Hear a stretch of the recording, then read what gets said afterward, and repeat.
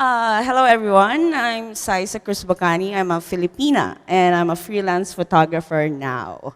So anyone here hired a domestic worker or grew up under a nanny or yaya? Oh. Um, so let's do some background story. I'm really nervous and I'm sorry. Maybe let's just move on without it.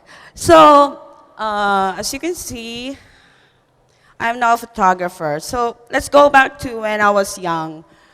When I was 7, I used to go to our neighbor's window, me and my brother, and watch television from there because we don't have our own. And from that tiny view, I saw a glimpse of the world. I saw how the world looks like because I came from a village. It's 10 hours travel from Manila by bus. It's still a trouble up to now. So from that moment, I started dreaming. I started imagining stuff. And then I started reading books. Those are my access of the outside world.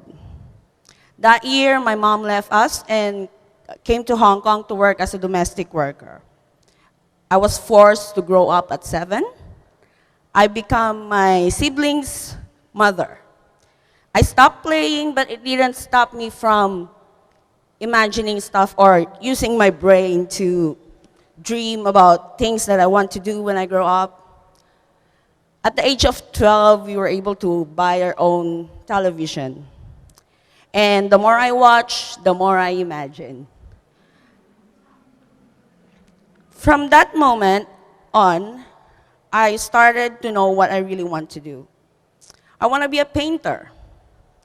Unluckily, I don't have Picasso's talent. So at the age of 19, my siblings need to study. So I need to sacrifice and stop my nursing degree because we cannot afford it. An opportunity came for me to work here and I grabbed that opportunity. I became a domestic worker at the tender age of 19. I'm really proud of it because it's my chance to help my family. I wanted to pursue arts, but for people like us, the need to survive is greater than the need to do art or create. I asked my mother if I can buy a camera after 4 years of working here, but she told me that photography is only for rich people.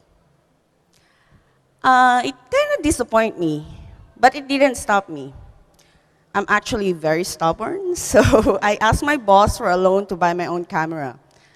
After that, I started shooting the mundane, the city, the landscape, flowers, anything that I can shoot. And I showed it to my mother. My mother works 7 days a week, 31 days a month.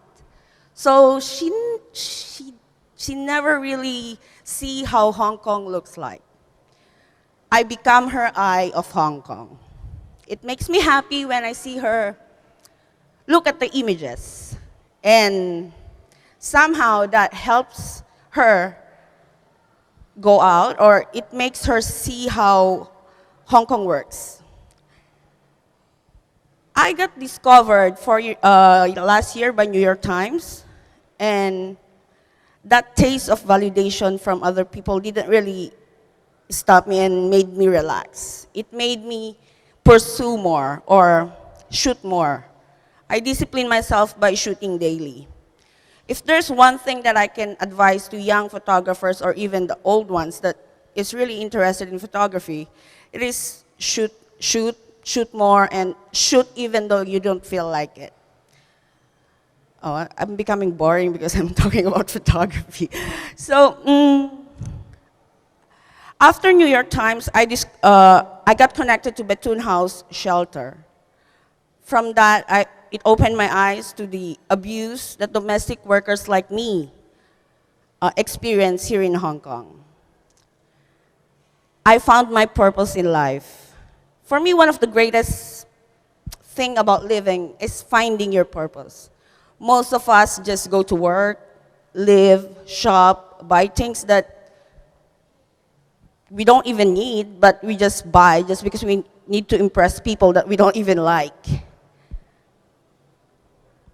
From that moment on, I realized that even though I don't have the money, or I'm not the prettiest girl in the world, I'm very lucky because I know and I found my purpose, not just showing my mom how Hong Kong looks like, but by planting seed of awareness by using photography. After New York Times, it's a roller coaster ride. I seldom sleep. It's like 2 hours of sleep every day, and I work harder. What I'm trying to say is, all the struggles that I've been through, it didn't stop me, all the hindrance. Rather, it pushed me to work harder. They didn't give it to me like a golden spoon, like, oh, you're gonna be a photographer. Until now, I struggle daily, I shoot daily. I wake up at 4 o'clock in the morning just to see a different view of Hong Kong. And I never stop learning. This year, I'm awarded a Magnum Fellowship award. I was jumping for joy.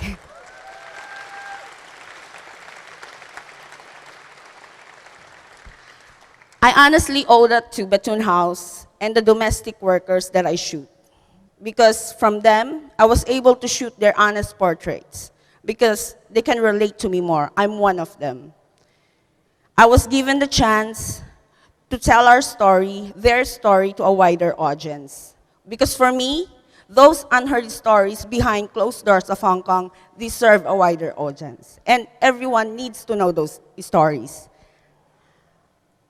It's my first formal photography education. I'm self-taught.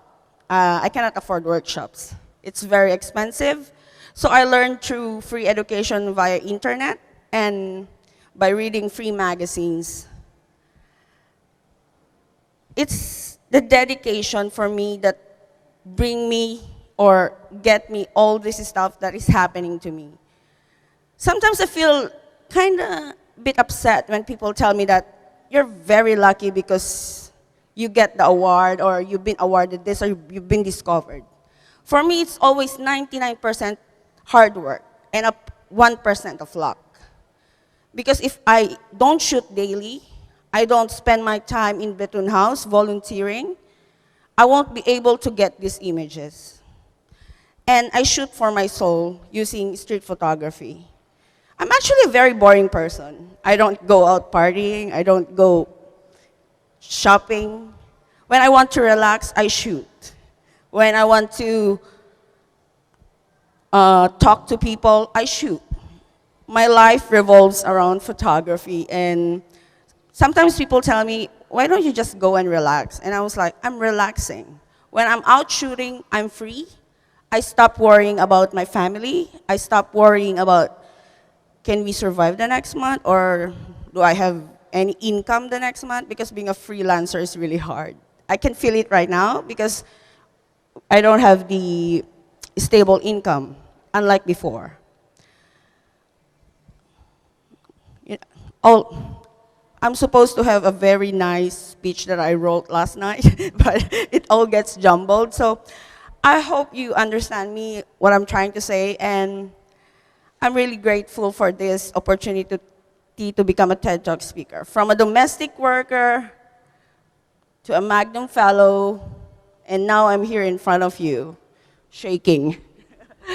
So thank you very much. So once again, I'm Xyza Cruz Bacani, Filipina photographer.